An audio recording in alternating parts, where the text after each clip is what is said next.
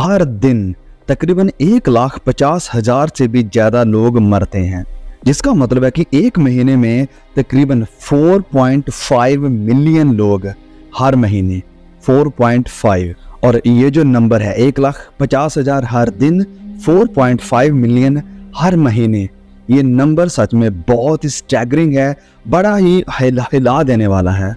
और दुखद बात यह है कि जो मर जाता है उसने कभी अपनी ज़िंदगी में नहीं सोचा था कि वो मरेगा, और जो जिंदा रहता है वो कभी ये नहीं सोचता कि एक दिन मुझे भी इन नंबरों में शामिल होना है। नो, जब भी किसी की मृत्यु हो जाती है, जब भी किसी की डेथ होती है, तो ये शब्द तुरंत सोशल मीडिया के ऊपर, लोगों के व्हाट्सएप स्टेटस के ऊपर तुरंत सर्कुलेट होना शुरू हो जाते हैं, और ये 3 शब्द हैं rest in peace. Yes, rest in peace. और क्या सच में ये लोग, हर कोई जो मर रहा है, हर कोई, क्या वो रेस्ट इन पीस करेगा? क्या वो पीस में रेस्ट करेगा? या फिर रियलिटी, जो सच्चाई है, वास्तविकता है, वो कुछ अलग है? वेल, तो ये बड़े दुख के साथ मुझे कहना पड़ रहा है कि जो लोग खुदा को रिजेक्ट कर देते हैं, खुदा की जो मोरालिटी, जो नैतिकता उसने दी है, उसे रिजेक्ट कर देते हैं, और निजात का जो रास्ता खुदा उनसे यीशु है उसे रिजेक्ट कर देते हैं, तो कभी भी वो मौत के बाद रेस्ट यानी शांति यानी सुकून, आराम नहीं पाते हैं। वो उस इटर्नल अनंत आग में प्रवेश करते हैं जहां कोई सुकून, आराम नहीं है उन लोगों के लिए जो दुष्ट हैं, बुराई से भरे हैं, बुराई से प्यार करते, बुराई को प्रमोट करते, और हर एक अच्छी चीज, हर एक अच्छाई को, खुदा की मोरालिटी, नैतिकता को जो रिजेक्ट करते हैं, उनके लिए रेस्ट इन पीस नहीं है, शांति से उनके पास आराम नहीं है। और ये एक बहुत ही ग्रिम, टेरिबल रियलिटी, बहुत ही भद्दी ऐसी सच्चाई है, लेकिन this is what the Bible teachers. वचन हमें यही सिखाता है। This is what the historical man God, यानी खुदावंद से यीशु सिखाया, जिन्होंने, उन्होंने भी यही सिखाया। और नरक के बारे में जो बाइबल का सिद्धांत है, ये बहुत ही जरूरी है कि हम उसके विषय में बात करें, क्योंकि ये ऐसा इशू है जिसे आज बहुत सारे फेमस चर्चेस के द्वारा रिजेक्ट कर दिया गया, लेकिन हमें इसके बारे में बात करनी पड़ेगी, क्योंकि वचन इसके बारे में बात करी है, प्रभु यीशु ने इसके विषय में बात करी है, और बाइबल इस टॉपिक को, जो कि नरक का विषय है, इसे कंफर्म करती है। तो आपको इसे या तो विश्वास इसके ऊपर करना है, या इसके ऊपर अविश्वास करना है, या तो आपको इसे स्वीकार करना है, या फिर आपको इसे अस्वीकार करना है, इसे रिजेक्ट करना है।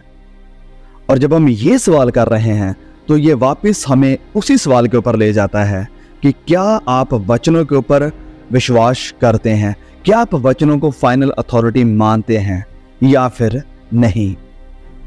क्योंकि एट द एंड, आखिर में, जब कयामत होगी, जब न्याय होगा, उस वक्त में इस सवाल को आपने कैसे रिस्पॉन्स किया, आपने विश्वास किया या अविश्वास किया, आपके इस जवाब के, आपके फैसले के ऊपर आपकी जिंदगी निर्भर करेगी। पवित्र बाइबल, पवित्र वचन हमारा एक फाइनल सोर्स है, एक अधिकार है, हमारी अथॉरिटी है जिसके ऊपर हम खड़े हैं। और पवित्र बाइबल ही हमें सच्चाई बताती है, मौत के बारे में, नरक के बारे में, अनंत जिंदगी के बारे में। और पवित्र बाइबल के पास वो शब्द हैं जो इस जिंदगी में और आने वाली जिंदगी में हमारी मदद कर सकते हैं। पवित्र बाइबल में हमें एक मसीहा दिखाई देता है जो इस जिंदगी में और आने वाली जिंदगी में हमें बचाने की क्षमता, सामर्थ्य रखता है। अब ये पवित्र वचन, जो कि परमेश्वर के द्वारा रिवील किया हुआ वचन है, परमेश्वर के आत्मा के द्वारा इंस्पायर, प्रेरित किया गया वचन है, तो इसके अंदर हमारे सारे सवालों के जवाब हैं।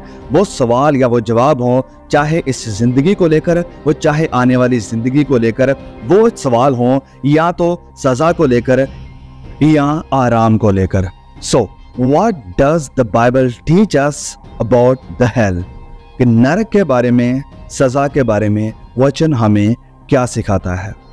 ऑलराइट, तो नरक के बारे में बहुत सारी कथा कहानियां बताई जाती हैं, बहुत सारी काल्पनिक चीजें बताई जाती हैं, कई बार इसे मेटाफोर की तरह, चिन्ह दृष्टांतों की तरह भी यूज किया जाता है। लेकिन जब बात आती है पवित्र बाइबल की, तो पवित्र बाइबल हमारे लिए नरक को एक सही, एक रियल जगह बताकर पेश करती है। Yes, the Bible presents hell as a real place, एक वो जगह जो सच्ची है, बिल्कुल सच्ची है, ऐसी जगह प्रस्तुत करती है। वो जगह है जहां पर दुष्ट लोग, जिन्होंने खुदाम से यीशु का इनकार किया, जिन्होंने परमेश्वर का इनकार किया और धरती के ऊपर रहते हुए लोगों को परेशान किया, लोगों के ऊपर अत्याचार किया, ये लोग परमेश्वर के क्रोध को इस जगह पर सहेंगे। आइए हम कुछ वचनों से, नए नियम के जो कुछ वचन हैं उनमें से 3 वचनों को देखेंगे जो कि बहुत ही क्लियर हमारे लिए नरक को, कि नरक कैसी है, क्या है, उसे प्रस्तुत करते हैं। सबसे पहले हम देखते हैं मत्ती अध्याय 25 वचन 41 और 46। Matthew 24 verse 41 and 46। तब वह बाई और वालों से कहेगा कि हे श्रापित लोगों, मेरे सामने से उस अनंत आग में चले जाओ जो तैयार की गई है शैतान और उसके दूतों के लिए। यस, जो शैतान और उसके दूतों के लिए तैयार की गई है। वचन 46, और ये अनंत दंड भोगेंगे परंतु धर्मी अनंत जीवन में प्रवेश करेंगे।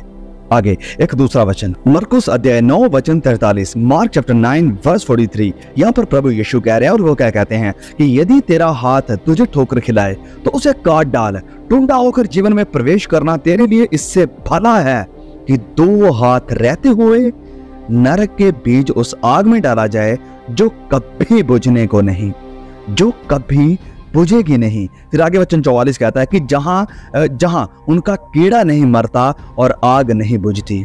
ऑलराइट, तीसरा वचन पढ़ते हैं, प्रकाशित वाक्य अध्याय 20 वचन 15, रेवलेशन चैप्टर 20 वर्स 15। यहाँ पर लिखा है, और जिस किसी का नाम जीवन की पुस्तक में लिखा हुआ ना मिला वह आग की झील में डाला गया। और देखिए, मैं जानता हूं कि ये एक ऐसा टॉपिक है, एक ऐसा सब्जेक्ट है जिसको आज बहुत सारे चर्चेस ने अपने चर्चेस से निकाल दिया है, क्योंकि वो प्रचार तो करते हैं, बड़ी अच्छी बातें करते हैं, बड़ी आत्मिक बातें भी करते हैं, और लोग भी उन्हें देखकर कहते हैं कि यार देखो वो अच्छी बातें तो कर रहे हैं, बढ़िया प्रचार करते हैं, बड़ा कुछ सीखने को मिलता है। लेकिन प्रॉब्लम ये नहीं है कि वो प्रचार कर क्या रहे हैं, प्रॉब्लम ये है कि वो कौन सी चीजें हैं जो जरूरी एसेंशियल टीचिंग्स हैं बाइबल की, उन्हें रिजेक्ट कर रहे हैं, जिनके ऊपर खुद खुदावंद यीशु ने जोर दिया, जिसके ऊपर उसके चेलों ने जोर दिया, वो उन चीजों को रिजेक्ट कर देते हैं। और ये उनमें से एक ऐसा इशू है, ये एक ऐसा टॉपिक है, जैसे फॉर एग्जांपल एक जजमेंट का इशू है जिसके ऊपर बहुत सारे चर्चेस आज बात नहीं करते, और नरक, ये एक ऐसा इशू है जिसे आज चर्चेस एक्सप्लेन नहीं कर रहे हैं, जो कि बहुत ही जरूरी है। इसके विषय में सावधान करना, इसके विषय में चेतावनी देना बहुत ही इशू है, लेकिन चर्चेस ने इस इशू को, इस टॉपिक को आज अपने चर्चेस से बाहर फेंक दिया है। वो इस विषय पर बात नहीं करते हैं। और जब हम ये 3 वचन जो हमने पढ़े हैं, ये एक बहुत ही भयानक, एक बहुत ही खतरनाक सच्चाई प्रेजेंट करते हैं ये वचन हमारे लिए, और ये वचन हमें क्लियरली बता रहे हैं, और ये बातें खुदावंद यीशु के मुंह से निकल रही हैं। वो इसके बारे में बता रहे हैं कि hell is a literal place, ये एक वो जगह है जो सच में है। ये कोई कथा कहानियों या चिन्हों की या मेटाफोर की बातें नहीं है, ये एक रियल प्लेस है। ये वो जगह है जहां पर परमेश्वर अविश्वासियों को, खुदा को रिजेक्ट करने वालों को, बद्दे बुरे काम करने वालों को, दुष्ट लोगों को सदा के लिए पनिश करेंगे, सजा देंगे। देखिए, नरक वो जगह है जहां से आपकी लोकेशन कभी बदलेगी नहीं। एक बार अगर आप वहां पर चले गए, ये वो जगह है जहां पर कुछ इंप्रूवमेंट नहीं होगी। ये वो जगह है जहां पर आपको कोई उम्मीद नहीं होगी कि यस चीजें धीरे धीरे बेहतर हो जाएंगी, अच्छे दिन आ जाएंगे। नहीं, ऐसा कभी नहीं होगा। नरक वो जगह है जहां पर सिर्फ रोना है, जहां पर दांतों का पीसना है, जहां पर हमेशा के लिए पनिशमेंट है, सजा है, और वहां पर पानी का कोई नामो निशान भी नहीं है। ये सदा के लिए है, इट इज एवरलास्टिंग, और ये इनसफरेबल पनिशमेंट है। और ये पनिशमेंट देगा कौन?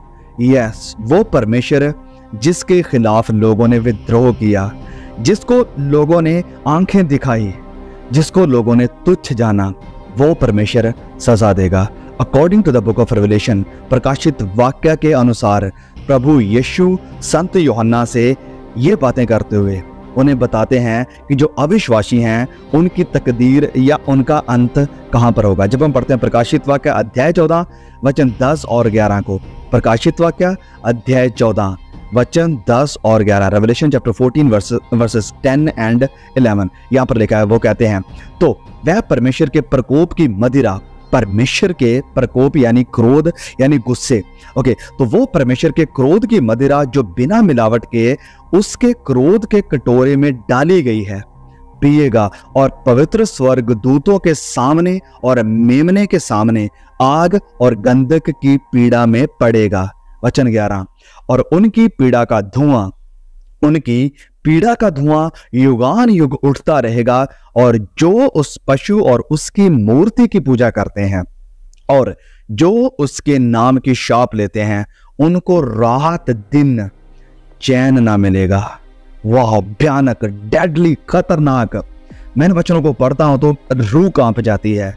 ऐसी जगह है ये, ऐसी जगह। देखा कि यहाँ का धुआं युगान युग उड़ता रहेगा, उनकी पीड़ा का धुआं। और फिर आगे वो लिखा है कि वो रात दिन उन्हें कोई चैन ना मिलेगा।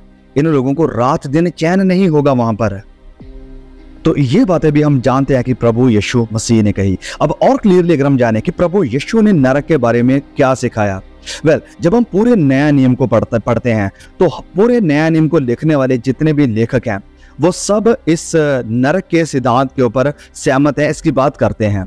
लेकिन प्रभु यीशु सबसे ज्यादा वो नरक के बारे में, अनंत सजा के बारे में बात करते हैं। नरक की सच्चाई, the existence of hell.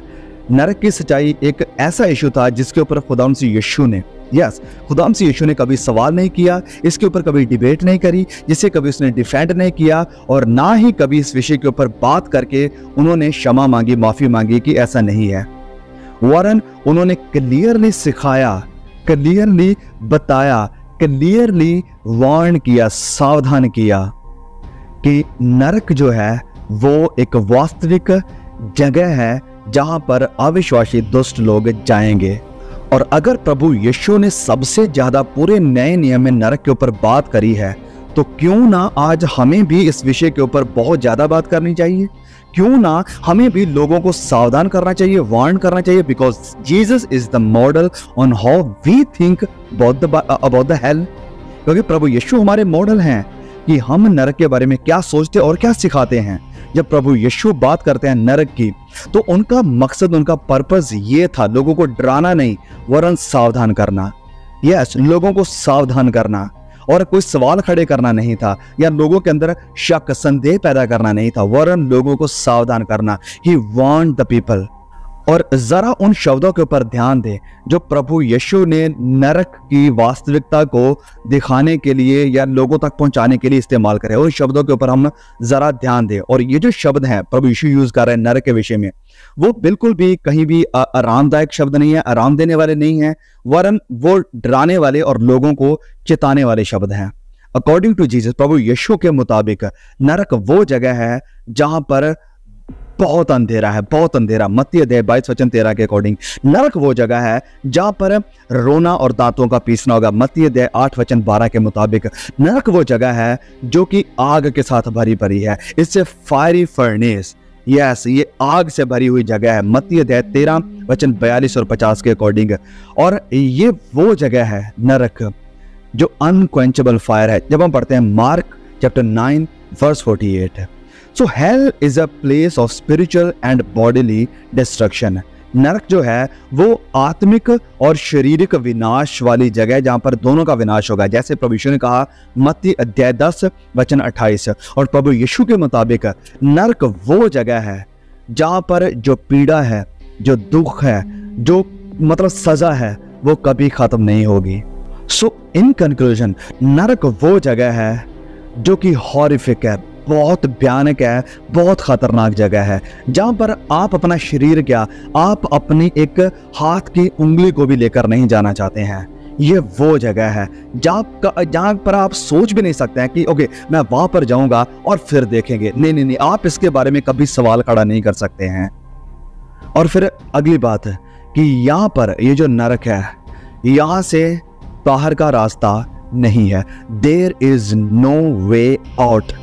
Yes, कोई यहां से बाहर का रास्ता नहीं है। ओके, मैं आपसे पूछना चाहता हूं, एक बार सोचिए जरा अपनी जिंदगी में, क्या आप कभी ऐसी जगह पर फंसे हैं यस, क्या आप कभी ऐसी जगह पर फंसे हैं जहां पर आप स्टक हो गए हैं, आप फंस चुके हैं? वो चाहे हो सकता है आप किसी कमरे में फंस गए हो, अपने घर के किसी कमरे में, या हो सकता है आप अपने किसी ऑफिस के कमरे में फंस गए हो, या हो सकता है आप एलिवेटर जो हम यूज करते हैं, हो सकता है उसमें आप फंस गए हो सकता है कभी आप जेल में चले गए हो, जेल में फंस गए हो सकता है कि कई बार आप बस में फंस गए हो या ट्रैफिक जाम में फंस गए हो। तो इन सारी जगह में या और भी कई जगहों में आप सोच सकते हैं उसके बारे में। जब कोई फंस जाता है तो यहाँ पर एक रीजनेबल, एक हमारे लिए उम्मीद होती है कि हम बचाए जाएंगे, हम छुड़ाए जाएंगे, इस जिस चीज में हम फंसे हुए हैं इससे बाहर निकल आएंगे। हमारे पास एक उम्मीद, एक होप रहती है। आपको शायद एक रियल टाइम घटना याद होगी। ये बात है 2006 की, और उस वक्त एक लड़का था जो कि 6 साल का था। हरियाणा की ये घटना है, और वो 6 साल का लड़का एक बहुत ही गहरे बोरवेल में गिर जाता है। वो बोरवेल जो कि 60 फीट गहरा था, यस 60 फीट गहरा था, और 16 इंचेस वो चौड़ा था। और इस बोरवेल में ये लड़का प्रिंस गिर जाता है, और फिर तकरीबन 50 घंटों की स्ट्रगल, संघर्ष के बाद इस लड़के को बचा लिया जाता है, ऑलमोस्ट 2 दिन के बाद। और इस बच्चे के पास उम्मीद थी कि जो लोग काम कर रहे हैं शायद मुझे बचा लेंगे, और उसे बचा लिया जाता है। फाइनली वो बच जाता है। आप सोच सकते हैं कि इस गहरे गड्ढे में जहां पूरा अंदर अंधेरा है, और उसके पास लाइटें भेज दी गई थी, यस उसके पास लाइट भेज दी गई थी, 60 फीट गहरे गड्ढे में वो पड़ा है, 16 इंच है बस उसके आसपास में चौड़ाई जिसमें वो रह रहा है। और सोच सकते हैं कि वो कितना भयानक मंजर होगा उस वक्त जब वो उस गहरे गड्ढे में पड़ा है। लेकिन फिर भी 50 घंटों के बाद उसे निकाल दिया जाता है। अब सोच कर देखें कि नरक वो जगह है जहां पर कोई रेस्क्यू ऑपरेशन नहीं होगा।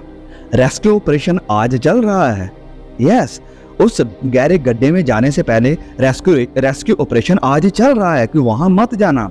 लेकिन जब एक बार वहां पर चले गए उस गहरे गड्ढे में जहां पूरा अंधेरा है, कोई रोशनी वहां पर नहीं जाएगी, कोई रेस्क्यू ऑपरेशन वहां पर नहीं होगा, तो वहां पर फिर बाहर आने की कोई उम्मीद नहीं है। नरक की ये जो जेल है इसे बनाया खुद परमेश्वर ने। जैसे ऑलरेडी हमने वचन में पढ़ा कि वो जगह शैतान और उसके दूतों के लिए बनाई गई थी। किसने बनाई थी? परमेश्वर ने। और वहां पर कोई भी दरवाजा नहीं है जो कि एग्जिट का दरवाजा है, वहां पर कोई भी विंडोज नहीं है, वहां खिड़कियां नहीं, बिल्कुल भी नहीं है। इस नरक की चाबियां खुदा के पास है, और कोई भी वहां पर रेस्क्यू रूट नहीं है, बचने वाला कोई भी रास्ता नहीं है, और कोई भी इतना सामर्थ्य, इतना शक्तिशाली, इतना पावरफुल नहीं है कि जो खुदा के हाथों से आपको या किसी को बचा लेगा। इसी कारण प्रभु यीशु ने कहा मत्ती अध्याय 10 वचन 28 में कि उनसे मत डरो जो तुम्हारे बदन का, तुम्हारे शरीर का नुकसान करते हैं, इन्हें मारते हैं, वरन उससे डरो जो तुम्हारे शरीर और आत्मा दोनों को डिस्ट्रॉय, नाश कर सकता है। तो जो भी नरक में जाता है वो हमेशा के लिए, फिर से सुनिए, हमेशा के लिए वहां पर सील किया जाता है। हमेशा के लिए आपके दोस्त, आपकी फैमिली, कोई आपकी मदद नहीं कर सकता है, और यहां तक कि परमेश्वर भी आपकी मदद नहीं करेगा। यस, परमेश्वर भी आपकी मदद नहीं करेगा, because the time of mercy has passed. जो दया का, जो अनुग्रह का वक्त था वो खत्म हो चुका था, लेकिन आज है, अभी परमेश्वर आपकी मदद कर सकते हैं, वो करना चाहते हैं, वो जरूर करेंगे। लेकिन एक बार आप वहां पर सील हो गए तो फिर खत्म, कहानी खत्म, क्योंकि आप ऐसे जगह पर एंटर कर जाएंगे जहां पर दया और उम्मीद को आप बाहर दरवाजे पर ही छोड़ के आएंगे। वो दरवाजा जो कि सिर्फ अंदर तो आने देता है लेकिन बाहर जाने नहीं देता है। अब इस सारी सच्चाई के विपरीत कुछ लोग हैं जो कि ये मानते हैं कि खुदा लोगों को दूसरा मौका देंगे, और फिर कुछ ये भी सिखाते हैं कि देयर इज अ यूनिवर्सलिज्म, और यूनिवर्सलिज्म का मतलब ये है, और ये एक झूठी उम्मीद है कि ये जो नरक है ये एक फाइनल डिस्ट्रक्शन नहीं है गुनहगारों के लिए, हमेशा के लिए वो नरक नहीं होगी। इस व्यू में ये माना जाता है कि खुदा जो कि बचाने वाला परमेश्वर है वो मौत नहीं देगा, वरन थोड़ी सजा के बाद लोगों को बचा लेगा, और एट द एंड सारे लोग बचाए जाएंगे, नरक में कोई भी नहीं रहेगा। तो ये जो आइडिया है यूनिवर्सलिज्म का कि एट द एंड सारी ह्यूमैनिटी खुदा के साथ कनेक्ट कर जाएगी, सारे लोग स्वर्ग में चले जाएंगे, इसका बाइबल के साथ कुछ भी लेना देना नहीं है, क्योंकि बाइबल में इसका कोई भी सबूत नहीं है जो इस बात को या इस आइडिया को सपोर्ट करता हो। कई बार बच्चों को ये कहानियाँ सिखाई जाती हैं या सुनाई जाती हैं जहाँ पर कि एट द एंड सब कुछ सही हो जाता है एंड सब कुछ सारे लोग खुशी खुशी रहते हैं। द स्टोरी एंड्स वेल, कि जहाँ पर जो कहानी है वो अच्छी तरह से खुशी खुशी ख़त्म हो जाती है। लेकिन ये सारी फेरी टेल्स हैं, यस, ये कथा कहानियाँ हैं और इसलिए हम इन्हें कथा कहानियाँ ही कहते हैं। और यूनिवर्सलिज्म भी इसी कथा कहानी का एक हिस्सा है, इसमें सच्चाई नहीं है। तो जो सारे वचन हमने पढ़े हैं इनमें से मोस्टली आपने नोटिस किया होगा कि ज़्यादातर वचन प्रभु यीशु मसीह के मुंह से निकले हैं। तो प्रभु यीशु मसीह के मुंह से निकले क्लियर, स्पष्ट, अनडिनाइबल, जिनका इनकार नहीं किया जा सकता है, ये वो सबूत है जिनका कभी इनकार नहीं किया जा सकता है नरक के बारे में।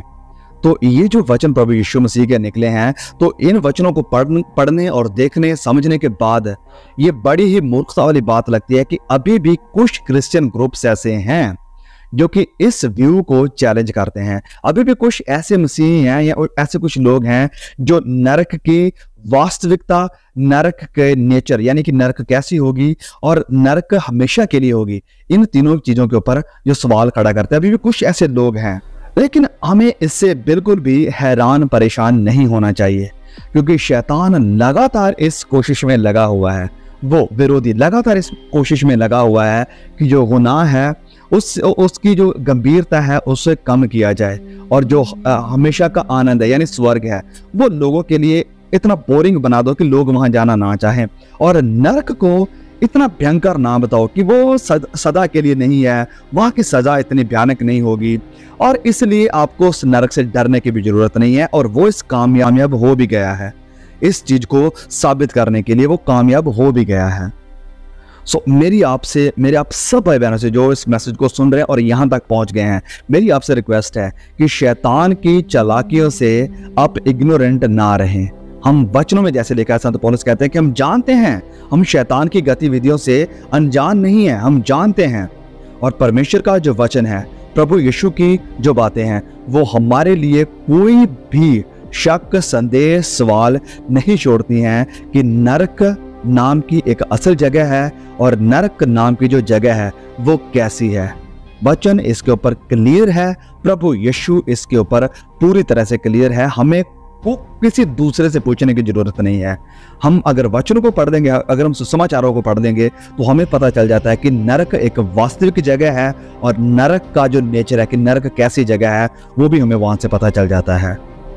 तो नरक के बारे में हमें जो कुछ भी जानने की जरूरत है, परमेश्वर ने वो वचनों में क्लियरली बता दिया है, और ये भी बता दिया है कि इससे बचने का रास्ता क्या है। यस, और वो रास्ता कोई और नहीं, वो रास्ता मसीह यीशु है। अगर आप उस अनंत आग से बचना चाहते हैं तो रास्ता एक ही है। खुदा से यीशु ने कहा, राह, सच्चाई और जिंदगी मैं हूं। आज अगर आप फैसला करते हैं तो आज आपके पास उम्मीद है। आज अगर खुदा से यीशु के लिए आप खड़े हो जाते हैं तो आपके पास उम्मीद है। आज अगर आप अपने गुनाहों से पश्चाताप करते हैं, आज अगर खुदाम से यीशु के उस पूरे किए हुए काम जो उन्होंने क्रूस के ऊपर हमारी निजात के लिए पूरा किया, हमारी सजा को अपने ऊपर लेकर, हमारी मौत को अपने ऊपर लेकर, हमारी नरक को झेल कर जो काम खुदाम से यीशु ने कलवरी क्रूस के ऊपर पूरा किया है, आज अगर आप उस क्रूस के कदमों के पास आते हैं, मसीह यीशु की तरफ देखते हैं, तो आपके पास उम्मीद है। आइए मेरे प्रिय भाइयों, मेरी बहनों, आज प्रार्थना करें खुदाम से यीशु के आगे, अपने घुटनों को झुकाएं और कहें कि प्रभु मुझे क्षमा करो, मुझे माफ़ करो, मैंने जो गुनाह किया, जो गलतियां करी, मैं उन्हें कबूल करता हूं, उनका अंगीकार करता हूं आपके सामने, और मैं इनसे पश्चाताप करता हूं, तौबा करता हूं कि मैं इनसे मुड़ने के लिए तैयार हूं। और मैं विश्वास करता हूं आपके उस बहाए हुए लहू के ऊपर, इस लहू के द्वारा मुझे इन सारे गुनाहों से निजात मिली, क्षमा मिली, माफ़ी मिली है। और फिर खुदावन से यीशु के इस लहू को अपनी ज़िंदगी के ऊपर अप्लाई करके एक नई ज़िंदगी, एक नई शुरुआत करके ज़िंदगी को बिताना शुरू कर दें। एक विश्वासी की तरह ज़िंदगी को गुजारना शुरू कर दें। एक नई सृष्टि की तरह इस दुनिया पर चलना शुरू करते हैं। ऑलराइट, सो आई होप कि ये मैसेज आपको चैलेंज किया होगा कि आप खुदावंद से यीशु के वचनों को, बातों को और नरक को गंभीरता से लेंगे और सदा खुदावंद से यीशु के साथ चलेंगे, क्योंकि ये वचन आपको डराने के लिए नहीं है, आपको सावधान करने के लिए है कि ऐसी भी जगह है जिससे आपको बचने की जरूरत है। अगर कोई आपको खतरे से सावधान कर रहा है तो वो आपको डरा नहीं रहा है, उससे आपकी फिक्र है, आपकी परवाह है, इसलिए वो आपको खतरे से सावधान कर रहा है। प्रभु यीशु हमारी फिक्र करते थे, हमसे प्यार करते थे, इसलिए उन्होंने सावधान किया। हम भी आपकी फिक्र करते हैं। जो हमें देखने वाले, सुनने वाले जितने भी मेरे भाई बहन हैं, मुझे आपकी फिक्र है, मैं आपसे प्यार करता हूँ। मैं नहीं चाहता हूँ आप या आपके आसपास के कोई लोग, रिश्तेदार उस नरक की आग में चले जाएं। मैं चाहता हूँ कि आप बच जाएं, आपके आसपास के लोग बचाए जाएं। आप उनके लिए प्रेयर करो, उनके साथ सुसमाचार शेयर करो, ताकि कहीं वो लोग इस जगह ना चले जाएं जहां से कोई वे आउट नहीं है। May God bless you. Please share the message. आमीन।